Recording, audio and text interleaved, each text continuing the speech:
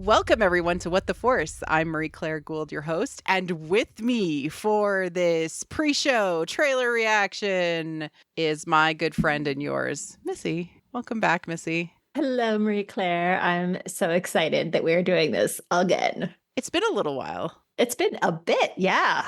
Because there was like a strike. Yeah. And we did do the Willow check-in. We did. The Willowversary, which was good. Mm-hmm. I'm glad we did that. Oh yeah, no, I'm super glad we did that. I feel like Acolyte was also one that we were super excited about, and so this has been something that you and I have talked about for a little while, and I'm really excited to talk about the trailer, which was just released today.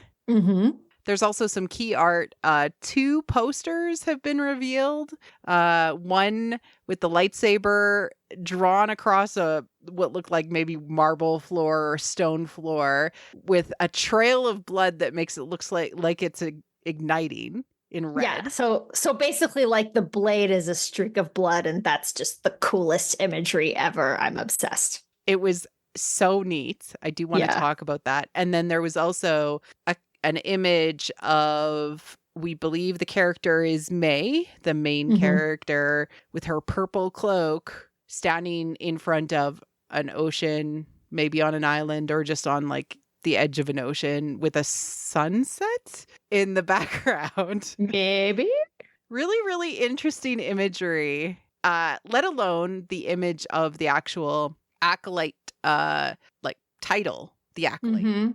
Yeah, with the rings plural. What's going on there? Yeah, so there's already some really interesting imagery that they're evoking with all of the like sort of key art that has come out. And then we got this really interesting trailer. And I feel like, as opposed to maybe other trailers that have come out from Star Wars before, or even like Marvel films, it's actually not telling us all that much. No, it's giving us nothing. Like, I mean, yes, in terms of hype, yes, in terms of cool imagery and, fight choreography, stuff like that. Like, it is a good trailer. It's a fun trailer, but I am positive it's giving us absolutely nothing. So I, to be honest, when it comes to theorizing, I don't have a lot. But that's okay. I'm kind of excited about that. It's been a long time since I've watched a Star Wars and had no clue what was going to happen, which is really exciting. I have a tiny amount of theories, but it's really primarily due to costuming choices that are made, which, I mean, that's okay too. Like, we can talk about costumes. Yeah. I am here to talk about that. Like, there are things that are clearly being signaled to us. It's just a question of how they're ultimately used in the show. Because I think there's also a lot of intentional misdirection. I think they play on our expectations a lot, which will be very interesting. And Leslie Headland herself, the showrunner of The Acolyte, has said, whatever you're expecting, it's not that. Yeah, right. Yeah. She seems very excited about the fact that she's about to fool us all. And you know what? Good for her. And I've followed her for a little while since I watched Russian Doll. And of course, she actually got her writing start with Rian Johnson directing her first ever script she wrote. So she's got some chops, and she also views and respects Rian Johnson a lot. And the vibe of this show has been prequels meets The Last Jedi. In my opinion. Right. Which is delightful, because that sounds like the combination of all my favorite things that don't get enough attention in this era of like, we only ever do things around the original trilogy and ignore everything else. So I'm really excited just for the time period that we're going to see, for the overall, like you said, kind of like the vibe and some of the very clear Last Jedi callbacks, or I guess call forwards in this case. Parallels. Parallels. Yeah, there you go. Calls through time. Yes. on StarWars.com, the show has a one-liner, which is an investigation into a shocking crime spree pits a respected Jedi Master against a dangerous warrior from his past. As more clues emerge, they travel down a dark path where sinister forces reveal all is not what it seems. Yay. So when I read Sounds like this, fun. I didn't get that impression from the trailer. So it really does feel like they're showing us some things that they do want to subvert. Yeah, and I think that's the tricky thing, right? Is that Star Wars historically, there is a level of what you see is what you get. You know, we talk a lot about how George Lucas does not lie to his audience and stuff like that. So we know that's a thing. And then at the same time, the turning of expectations on their head is also a very Lucasian approach to things. Like his entire perspective on the prequels was, I know everyone thinks that Darth Vader is a badass, but I'm going to show you him as this fresh-faced little kid. Yeah. And he knew that's not what people expected. It's not what they wanted. And he did it anyway. And so I think there's probably a lot of that going on here, where they will be playing on our expectations and, you know, what we think we know about Jedi and Sith and light and dark and so on and so forth, and then turning on its head again, much like Last Jedi did, except whereas Last Jedi ended up kind of arrested because of the fact that Trust did not kind of follow up on all of its promises, this will be hopefully an intact story that will get to, you know, tell us something, I think, very clear in the end. There's a couple of Leslie conversations that have come out in the last few days, both from Stars.com and Deadline and a few other places. And a couple of things that she has mentioned is that they already have season 2 planned. So that's already been renewed. They know what they're going to do, but they wanted to ensure that season 1 it was a complete story, which I deeply respect. Yes, thank you. As people still wounded by Willow, thank you. Exactly. Also, that the events of the story itself have a different perspective on the events of the story. So like we might see point of views from different characters that say different things. A Rashomon-like effect, i.e. The Last Jedi. Right. And what's really interesting about that is I do think you get that from the trailer because of the fact that, you know, the supposed main character of May does not speak. Everyone else speaks. And so it would seem that at least the snippet we've seen is not told from her perspective, but presumably part of this story is going to be told from her perspective because, again, she's the main character. So I'm very curious to see how they handle those shifting perspectives. Leslie also brought in many people into the story room who had never seen Star Wars before and actually had them contribute to the story. And a part of this was because she said, I want you to be questioning the narrative. I don't want myself to be, as a lifelong fan, just to be relying on a particular reference in order to create emotional beats. I want those emotional beats to be earned and checked by someone that isn't as familiar with it. So genuine emotionality in Star Wars, not relying on sort of what we have called sort of emotionally constructed nostalgia. Yes. And you and I have talked a lot about this personally, but not necessarily on the podcast. ... Spoiler alert. At some point in the near future, we will get to that because I think it's a really important conversation to have before this. I agree. So this will be sometime in the next couple of months before Acolyte is released. Yeah, it's very relevant. It's basically kind of like a state of Star Wars as it stands today, and then seeing how this kind of shifts away from that, hopefully. Yeah, exactly.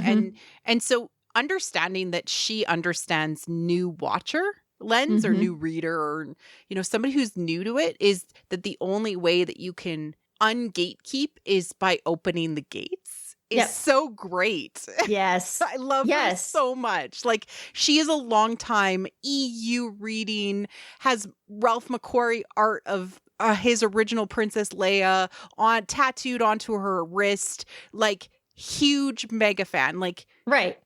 Like, the levels of fandom she has is extreme, and yet she's still like, there's room for more people. Right. It's so like she's got that fan cred, which I know is going to be important for a lot of people. And I think it's fine. Not to mention the fact that, okay, I haven't read the High Republic books, but I know a lot of people love them. And I think that since this is set during that time, I think it's really important for any creator working on this to respect that and to try to make sure that this story works with the rest of the High Republic. You know, we know that was, again, you know, not to go back to Trust, but it was a problem that it did not jive at all with any of the canon for the sequel trilogy, which had been set up in any of the supplemental novels and graphic novels and whatever else.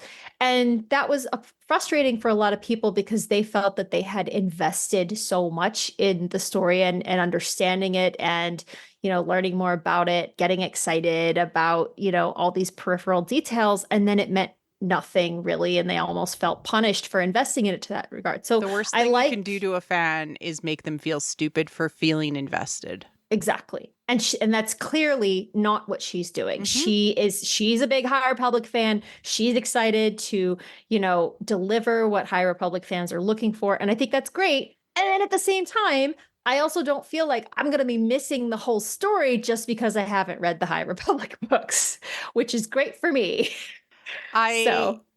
Have been like reading up on all the writers and the directors of all the episodes. I'm insanely excited to talk about them, but I actually want to wait until like we see what they do, right? Like in those moments, because I think that that's going to be really, really important. But I am very excited about what is being said by choosing these writers and directors alongside of her. Because yes, there's a lot of amazing things happening.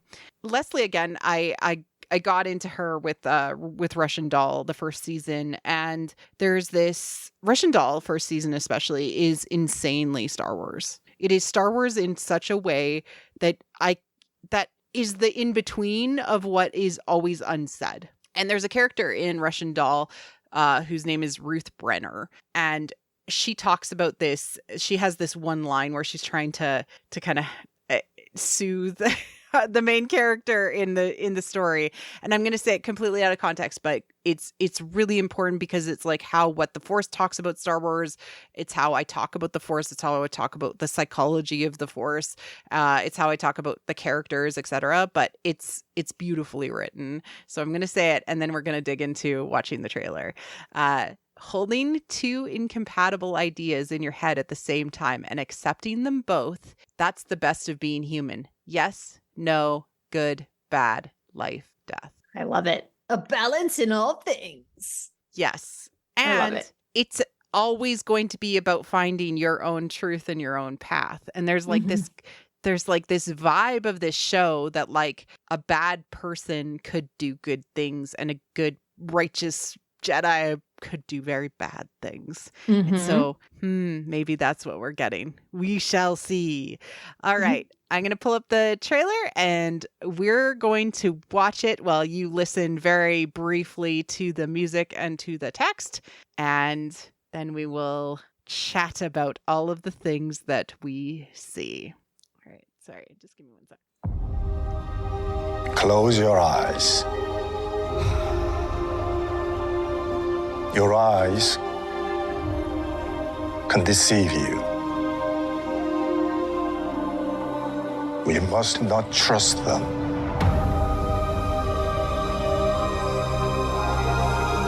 Tell me what comes into your mind.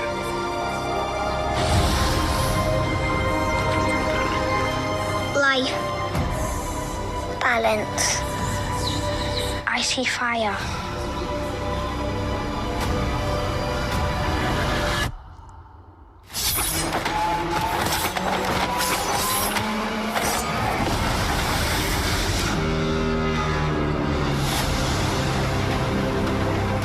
Someone is killing Jedi. It doesn't make sense. What happened? I sensed darkness.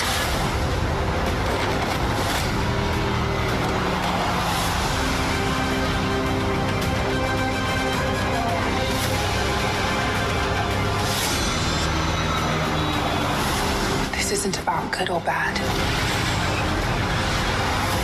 This is about power and who is allowed to use it.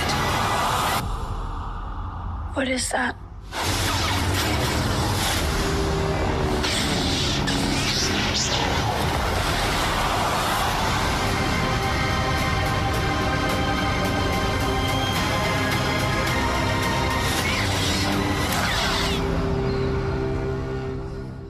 All right. It's so cool. It's so cool. And I saw the lightsabers and I was like, oh yeah, I missed Force users on screen. I missed my space wizards. I will say I've been trying to avoid kind of some of the other reactions to this so I can keep my own reaction fresh. But I did see a few people who responded in a way that, to be completely honest, I felt was a little bit cynical. And I get it. I think that there are people that have Star Wars burnout. I think that there are people who were so excited by Andor, which I understand because I also love Andor, but who were so excited by Andor and how it wasn't about Force users that they, were like, well, I want more of that. And so then kind of the return to form, so to speak, here with, the Jedi and so forth. I think some people maybe that's not their jam, but personally, I'm pretty stoked because I love Jedi, I love Sith, I love lightsabers, I love lightsaber battles. And I also still remember that moment in the theater watching Attack of the Clones for the first time when all the Jedi show up in the Coliseum and they all ignite their lightsabers the first time you've ever seen that many Jedi all fighting with lightsabers at one time. And it was the most exciting thing ever. And we get that again. And I am stoked. It was amazing, that moment in Attack of the Clones. And I would say, that's the cool thing about modern day storytelling in Star Wars is that there's so much story for you to pick up what you want. I personally think that when you have Force users involved, it ties into closer to the mythical journeys that I always vibe with. When magic is involved, it makes the symbolism of the psychological experience real. It makes the metaphor real. It literally happens. The struggle with light and dark is actually a struggle with light and dark instead of hey, I'm a smuggler guy. Right.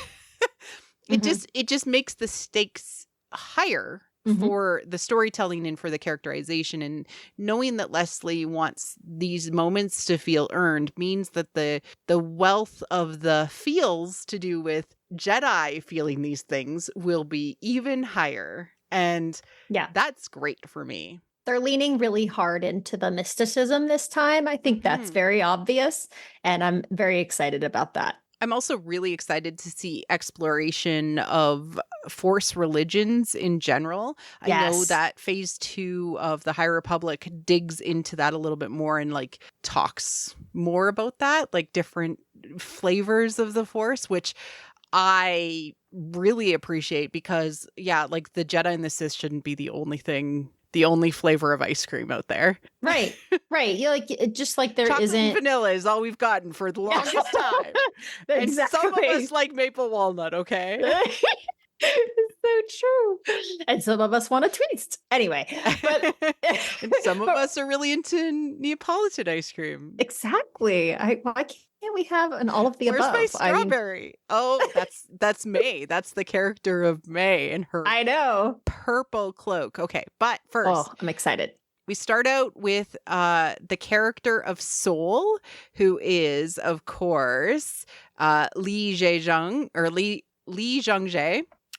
who, of course, is known from Squid Game.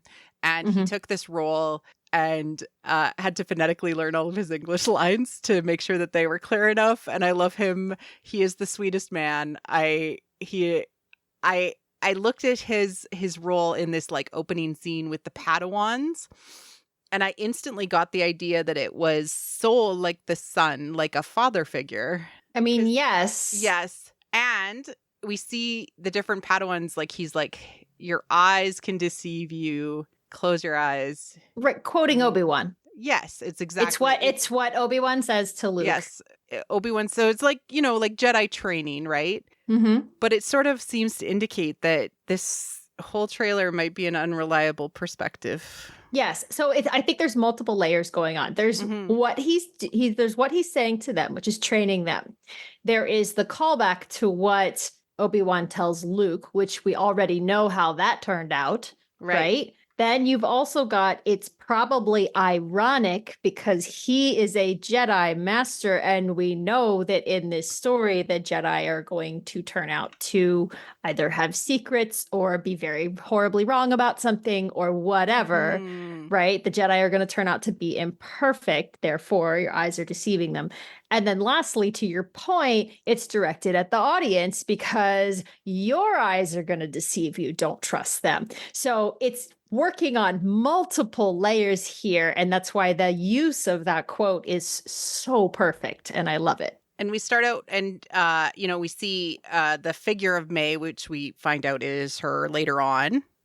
What do you mean? You mean it is her? Like later on we know it's Amandla Steinfeld, right? Like, yeah, later on, Steinberg. Yeah, Steinberg. Sorry. Yes, but I wanted to go back to the younglings. So I think. Oh, it's her in there. Yeah, well, That's all her. of them, all that whole group of Jedi that were the young Jedi that we're following throughout the rest of the trailer that's all of them as kids, and she's the one in the back that says, and I don't want to jump ahead of ourselves, but she's the one in the back that says, "I see fire." I see yes, fire. I think that's 100% what's going on. I think there. this is okay. Yes, and you want to know why? You want to know why I think that these are all the younglings that are grown up, and we see them like later on in the trailer. Yes, is because they're wearing white. He's wearing all white. Everybody is wearing white. And then later on, all of the Jedi are wearing brown. Yep. Yes. And we know this is the progression that these characters take through the story. Luke wearing white in A New Hope, and then like more of a dingy gray in Empire. And then, of course, he wears his black with that bit of lighter color on the flap kind of turning out above his heart, right? In Return of the Jedi.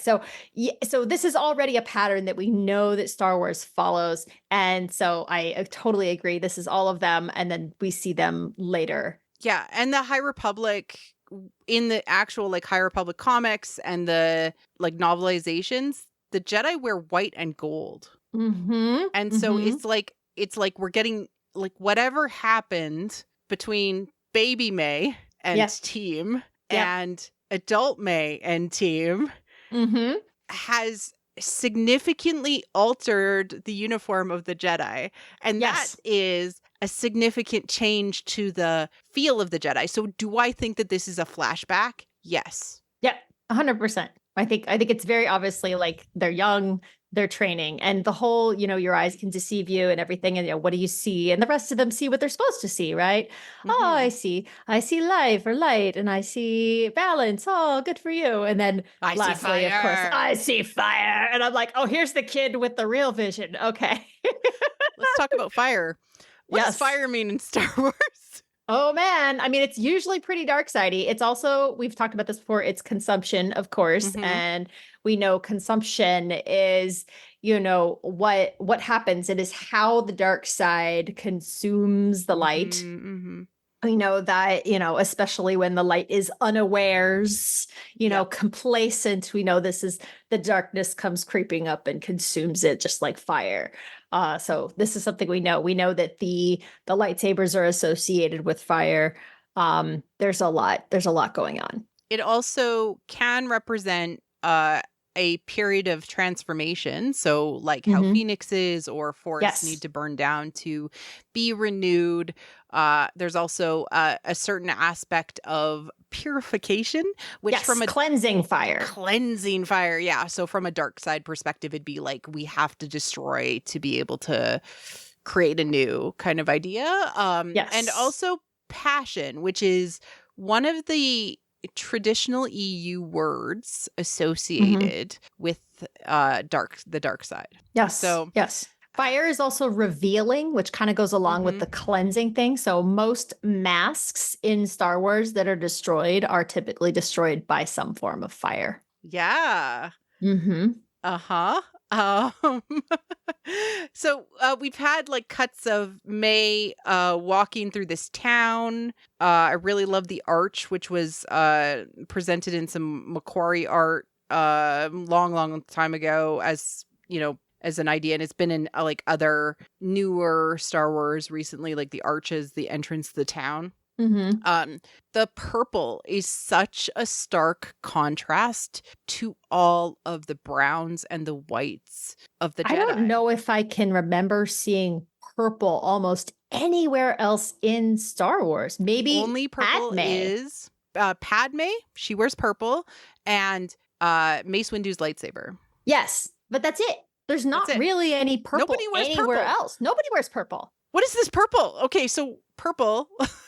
Yes. And she also, like, later on we see she's got a chainmail kind of t-shirt, like shirt under it. Yes. With a breastplate with almost looks like sort of like rattan or bamboo sort of cross section. So it looks very old, the armor, and it's mixed with like leather, the rest of her outfit. But the purple itself it always like traditionally evokes power because it used to power and wealth because it used to cost so much to make it.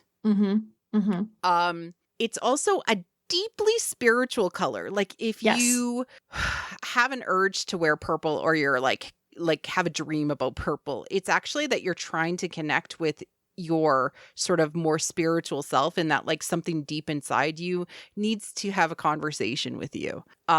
It's also the color of when red and blue get to mix together. Right. Which is like the balance. Yes, because the red is typically darksiders and blue is frequently our lightsiders. And so when they blend, what is that? Is it the balance? So I know that seems simplistic, but that's also, this is very much the level that Star Wars works on. Like this symbolism is usually, this direct. And so I think it's no accident. And it's not just an aesthetic choice that she's wearing purple.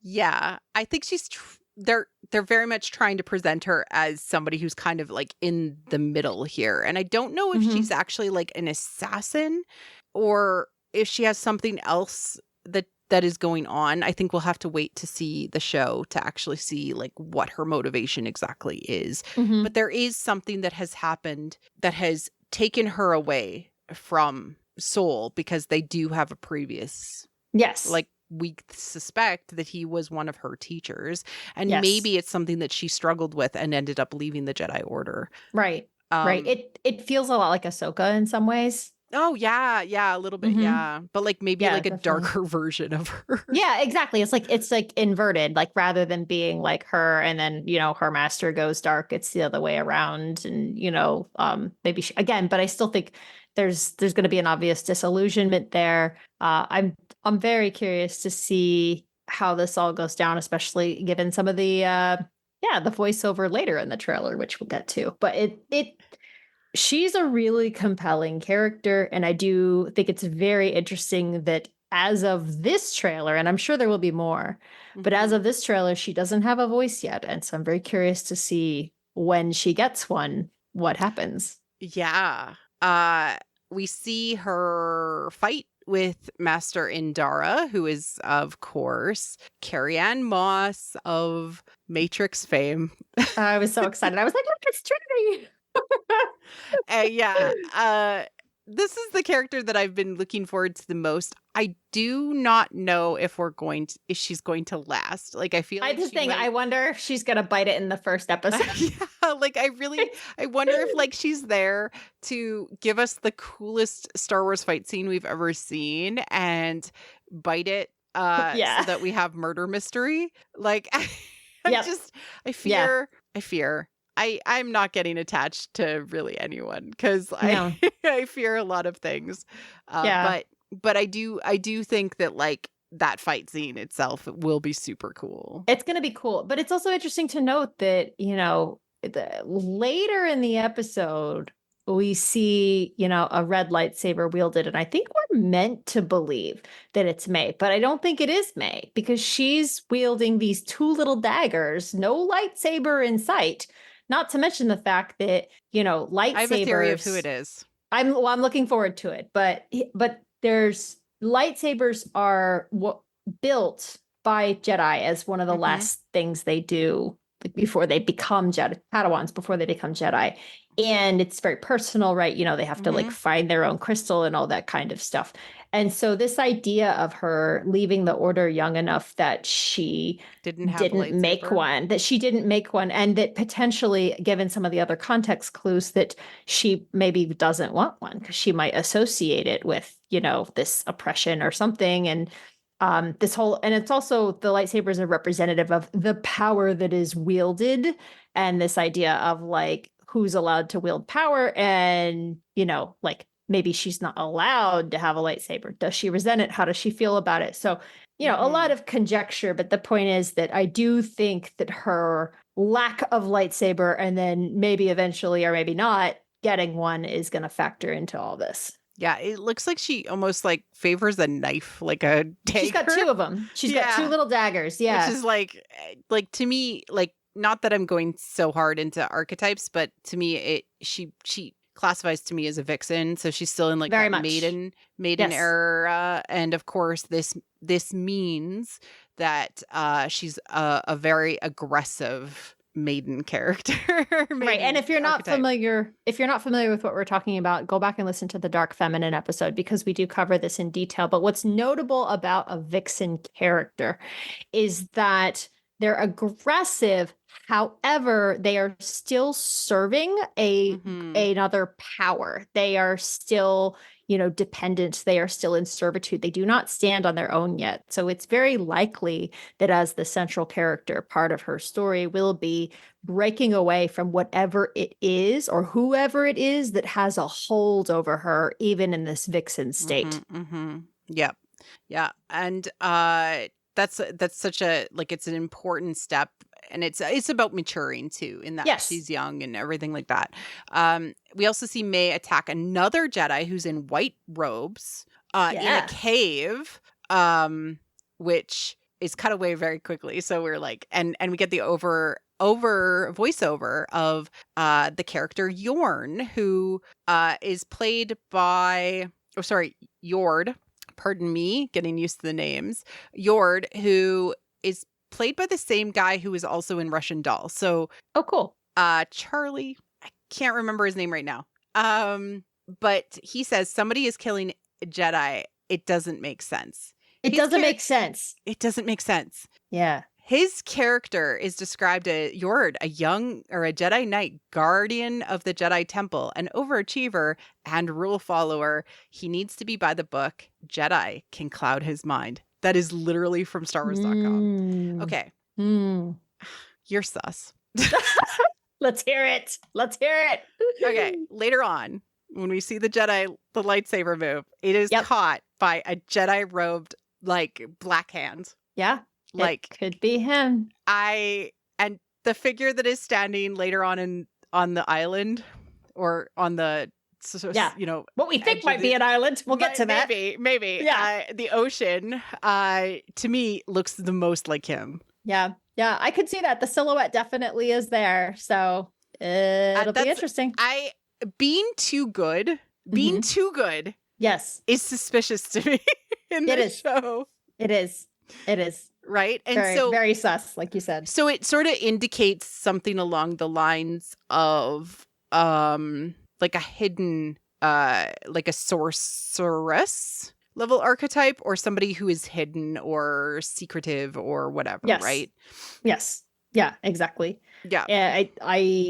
There's clearly another dark power going on here. And even if the person wielding the red lightsaber turned out to be him, again, to go back to how May is likely serving some kind of power, he likely is as well.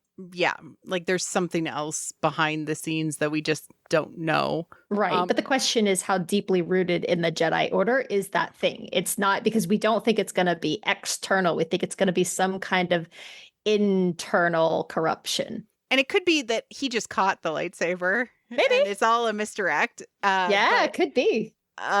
It feels like why are you so good? Why are you so good? Also, if we're right about the younglings, which I think we are, in the way that they have them sitting and speaking and everything in that first scene, is he's kind of like right up front and he looks very smug. Like teacher's pet. Oh my God, that would be amazing. I'm like, yeah. So we hear Soul say, "What happened?" And somebody, I don't know that we actually see the person. "I sensed darkness." Yeah. And we get a flash of Manny. I can't pronounce his last name. Jacinto. Jacinto. Jacinto. Yeah, he's of course from The Good Place. He played Jason. Yes. He's amazing. He is wonderful. I'm so excited to have him in Star Wars. He is, according to StarWars.com, playing Quimar, is a former smuggler who now makes his living as a trader and procurer of unusual things, an enjoyer of a life of leisure. Yes. And I also want to use this moment to say that if indeed we do end up with some kind of like artifact hunt, I'm kind of okay with that. I sort of enjoy the long history of, it's like Star Wars MacGuffins. Like at this point, I'm like, sure, go find the artifact. Go find the artifact. Yeah. I think that there was like a description of this being like a Wuja, like Indiana Jones in Star Wars at some point. That's kind of a combination of awesome things, isn't it? So also cool. Yeah. But he's barely in the trailer, and he was like such a big name announcement. I feel like we don't understand what role he's going to play. No, I don't know if it's going to be like in aid or whatever. We see across the screen, it flashes in an age of light. Darkness rises. And we hear this voiceover from who we find out from StarWars.com is Mother Anastasia. Oh my gosh, I'm so excited about this. Super excited about this. This isn't about good or bad. This is about power and who is allowed to use it. And we see her surrounded by women who have their heads covered with blue claws, kind of like in this sort of very powerful like conglomeration. In StarWars.com, she's described as the leader of a coven of witches. Yes. Who value their independence and preservation of their beliefs and powers. All right, witches. Yes. So she is obviously the matriarch of a matriarchy of sorts. Yes. So it's being played by Jodie Turner-Smith, who's amazing, by the way. Amazing. I love her. Yes. And I have a lot to say about the sort of close-up of her face later, but what do you think about witches? I'm just really excited. Yeah, we were talking in our Dark Feminine episode about how much we love the Night Sisters, how much we love Mother Talzin, how much we love Ventress and all these other characters, and Marin and everybody, right? Like we love them, right? That whole culture. And that culture in canon is effectively wiped out. Like, I mean, we have hope that Marin is going to bring it back, right? But at the same time... And sort of some hope of what happened in Ahsoka, but that's like way later from now. I also don't know that these are Dathomirian witches. Maybe there's a different flavor of witch. But that's what I'm getting to is that I think they are like the spiritual predecessors. I don't think they're literal ancestors of the Night Sisters. I think they're a completely different order. Yeah. I really do. What'll be me too. But what'll be interesting to see will be, do they evolve over time or are they wiped out? And I'm very curious to kind of see where they go with this, because the ultimate endpoint of this story, no matter how many seasons it covers, is moving the Jedi and the Sith closer to where they are in the events of the prequels. And so in order to do that, certain things have to happen. And so I'm very curious to see what happens, because this is fascinating. And especially when I hear, they value their independence and they want to preserve their culture and everything else. Like, I'm really concerned about whether they're going to be successful in doing that. But I'm very excited. I think Star Wars has needed this, to your point earlier about like multiple flavors of Force spirituality. I'm here for it. I want it. I want different types of magic. I want, different perspectives on light and dark and so on and so forth. And it's very exciting. So there are some things that happen like while she's talking about good and bad. But first, I actually wanted to talk about the symbol on her forehead, which if you look closely enough, it is actually something like a taiji or a taeguk, which is a version of a yin yang.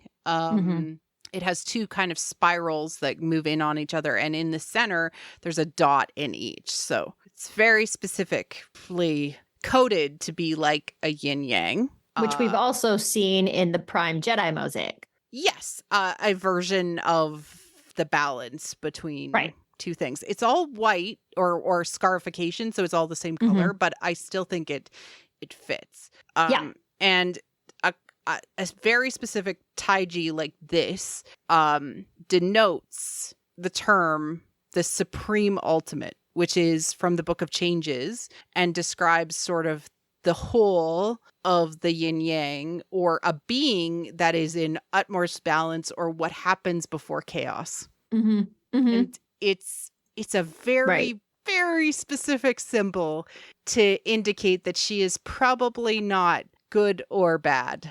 I'm obsessed with this. Yeah, there's so many layers to this. I'm so excited by it. I think what's interesting about what you just said about, the balance before chaos ensues is that I think there's a strong probability that, that this coven is to some extent invested in maintaining balance and therefore actually kind of keeping the peace, and that something is going to disrupt this. And, and only they kind of have the ability to see what is happening and the consequences of disrupting that balance and so on and so forth. So there's some cool possibilities. I mean, if the symbols say what they say, do, right? Yep. So we see May actually running through a forest on fire. I see fire. I see fire. That's right. See, it's her. Told you.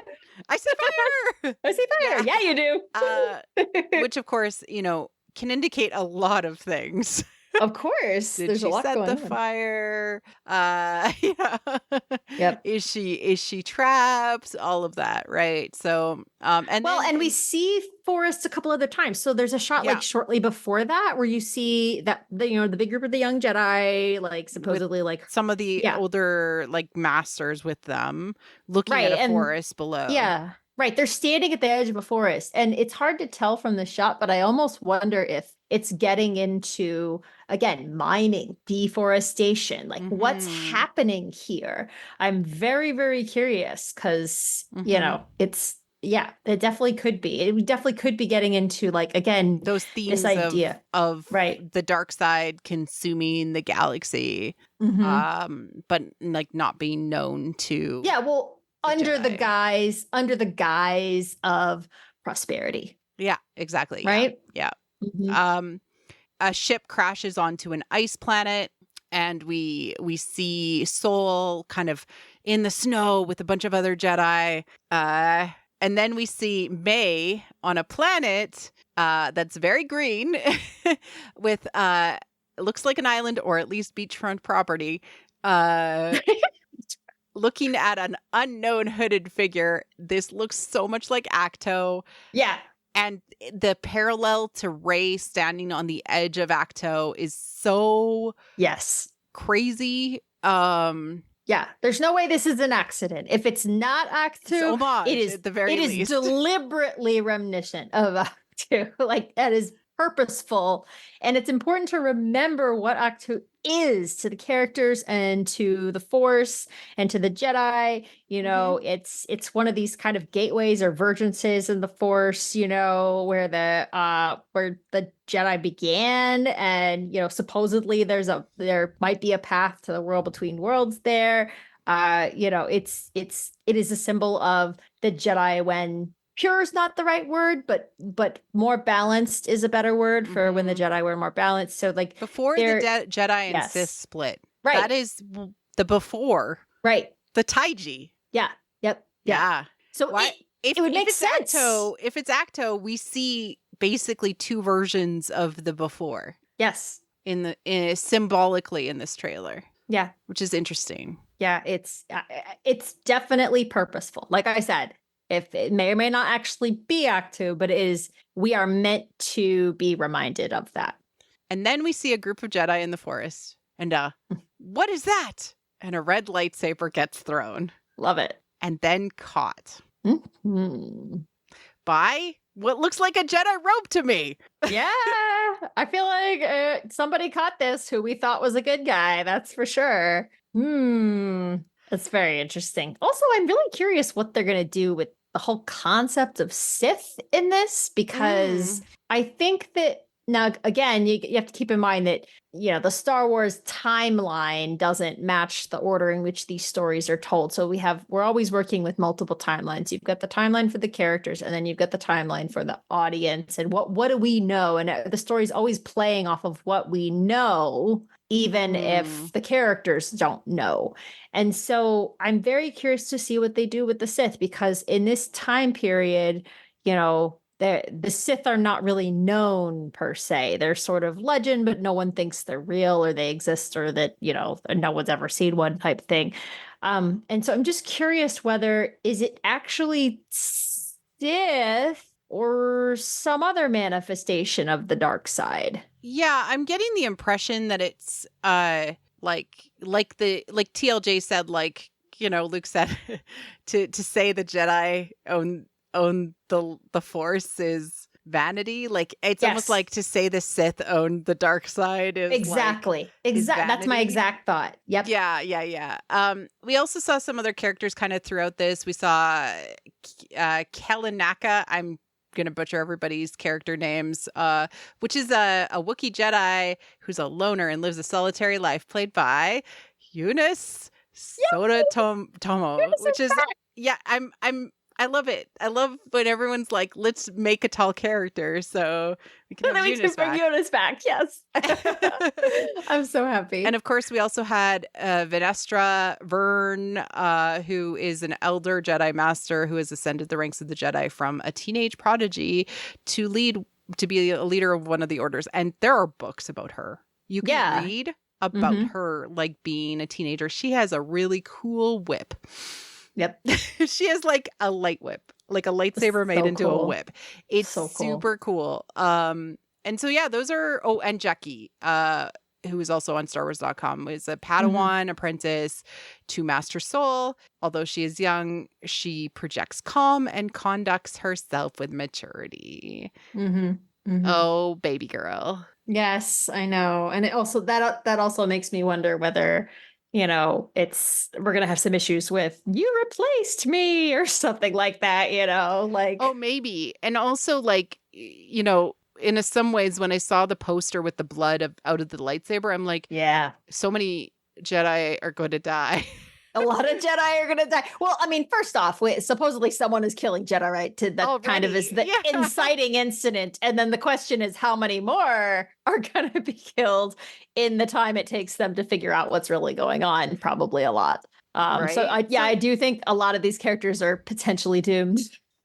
And when you think about the verbiage, like the verbiage on the lightsaber poster in the Time of Light, Darkness Rises, it sounds a lot like you know, Darkness Rises and Light to Meet It from but reversed. The Last Jedi, but reversed. There's a lot of sort of film noir, hard-boiled detective vibes, which is pretty heavy in the prequels in general. That was purposeful on George Lucas's perspective. He wanted to evoke the feelings of a detective, Obi-Wan Kenobi, especially in Attack of the Clones. Mm-hmm.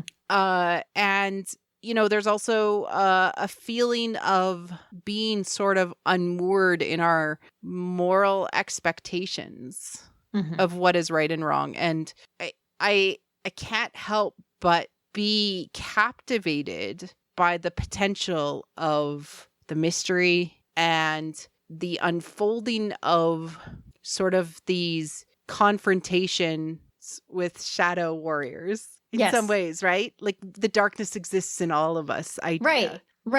And that gets into the whole thing about like for every place in this trailer and ultimately in this show where there is misdirection, we will need to understand that it is also going to be truth to some extent. So when the Sith or whoever, right, the Darksider, turns out not to be May necessarily, right? That doesn't mean it's not May, but the point is it doesn't mean that May is not dark and or is not reflected by that dark figure, that this is not another aspect of her. And so this is going to be the interesting thing. And it's also going to be about the Jedi coming face to face with their dark aspect, which they don't think exists. Yeah, and during this time period, actively choosing to ignore it, right? Like that's going to be a key thing. And I'm going to pull out Robert Bly's, little book on the human shadow to say the shadow that you ignore, which is, all of the garbage that we carry around in ourselves. Sometimes people call it your baggage, right? He describes it as a garbage bag that you filled with all of the yucky and smelly stuff that you don't want to actually confront and deal with and put in its right order. And you drag it behind you like a shadow. It's very visceral. He was a poet. I love him. But the Jedi are going to have this darkness within them. That is so freaking apparent to me now. They're going to have this darkness within them and they're going to ignore it. Yes. They're going to ignore the root of the problem and it's going to grow. Yep. Yeah. Yeah. And they, I mean, you could even see, I actually kind of love that it's Jedi Master Soul like sun, right? Yeah. Like, it's just like, we're light. We're so light. We're the lightest light. Everything is white and gold. Yay. And it's like, meanwhile, here's your shadow, like skulking around, coming for you. It's very cool. Tommy Stella, who is on Twitter, he actually tweeted out this, and I do love it. And I'm not sure if it's both or if it's, something else. But in solfege, which is like musical theory, where you do, re, mi, fa, sol, la, ti, sol is used for notes of the fifth on the scale, and mi or may is used for the third, which falls into minor chords, which is really interesting. And I love that interpretation. And to me, I haven't seen this level of like themes and symbolism and vibes in a really long time. It's been a bit. It makes me happy. Like, I mean, we went nuts with Willow, but Willow had so much to give. But this show feels like it's playing with some symbolism and some themes, and because they're Jedi and space wizards, everything will be, the metaphoric will become the real, right? Become the story. So yeah. But to go back to all those motifs that we have called out before in past conversations. What have we got? They're in a cave. We've got, she's running through a forest. Hey, maiden running through a dark forest. It's in there, like there's a shot of a castle. She's wearing chainmail. Like I just, so all of the mythological and fairy tale elements are still present. They're still there. They're even emphasized to a point because again, this is the High Republic. This is like, think of it as like Camelot, right? Yeah, Camelot is a really, like, when things were at its peak, but then there was like a traitor on the inside. Right, yeah. And Who is betrayal. it? And then Mordred showed up and he's like, was he really the bad person? Or was it, like the dark witch? Like, yeah, exactly. Yeah. It's very Camelot much is a like that. really good example. Yeah. And hopefully we get to see why they're called Jedi Knights a little bit more. Yes. Like I hope for that. I always hope for that. Like if they ever go back to like really old times, like where they're fighting the Mandalorians and they actually have to wear armor. Yeah. Well, it's like it's the Jedi of the prequel are like a police force. They police the galaxy. Yeah, exactly. I know. And then obviously during the Clone Wars, they become, generals. Generals and everything. So I'm with you. I'd like to see them more as knights. It's also interesting because this will be the first time possibly ever that we've seen a Star Wars story that, the galaxy was not embroiled in a large scale war. So it's very interesting to see, and again, this goes back to the whole concept of like, this is going to be picking apart the rot beneath prosperity. Yep. Like, what is there underneath propping that up? Who are you stepping on to achieve this golden society that you have? So I'm very excited to see that. To go back to the Camelot thing one more time. Sure. Do we want to segue from that into the maybe love affair that might be bringing it all down? Oh, my goodness. Yeah. So one of the things that is listed on IMDb is a lead intimacy coordinator, which intimacy coordinators, when this was shot, was actually not a required thing. Since the signing of the new actor's contract, it is actually a required thing that if there's going to be intimacy on set, that they actually have an intimacy coordinator or an intimacy director. I'm very passionate about that. Every community theater project that I know in my hometown of Calgary actually uses intimacy coordinators because that when there is intimacy on set. And so intimacy is anything that involves physical touch or kissing. And there's a lead coordinator listed, which indicates intimacy. Yeah, right. And I mean, in fairness, sometimes it's there because it'll be interesting to see what happens in a lot of the fight scenes, because fight scenes can become quite intimate. Obviously, there's a lot of like touching involved in that. So sometimes usually that's just fight coordination. It is much differently, but if there is like, intimacy is dealt with differently, but it is set up like fight coordination in that like you rehearse and you practice. Exactly. And everybody is like put into a safe space and and that's kind of what I'm getting into is that, in Star Wars, they go together, right? Like violence and passion tend to be combined in Star Wars. So do you have thoughts? I have actually zero thoughts other than I find Manny to be incredibly cute. So yes, I do too. But I saw no obvious pairs. I saw no obvious pairings. Now I think possibly one will emerge. But I saw none. I did not see any that signaled to me what was going on. It is also possible it's a queer pairing. It could be a queer pairing, but it could also be something where I don't know enough about the High Republic to say whether, the rules, so to speak, were particularly stringent, at the regarding Jedi, like. So there's Jedi that like definitely are like into each other, but they're like, oh, our duty and responsibility, like we'd have to leave the Jedi Order to do this. Yeah. So there's part of me that wonders if we're right about what's his name, who is, Yord, I think it was, who maybe he's the dark actor's name because I feel maybe he's the dark one with the red lightsaber, right? Okay, let's just say for the sake of argument, if he is, and we know that his personality is that he's this intense rule follower. I think you could end up with something like if he uncovers evidence of someone else's love affair, that he feels that he needs to enforce the rules because you're not upholding what the Jedi stand for, you're not, meeting your responsibilities. Maybe not. That's piling a few different theories together, but it's one possibility. Now, I don't necessarily know who that would be, but the point is it could be any number of people. It could even be Soul. Maybe he had a love affair. Who's to say, right? I don't know. It'll be very interesting to see. Oh, Charlie Barnett. Okay, great.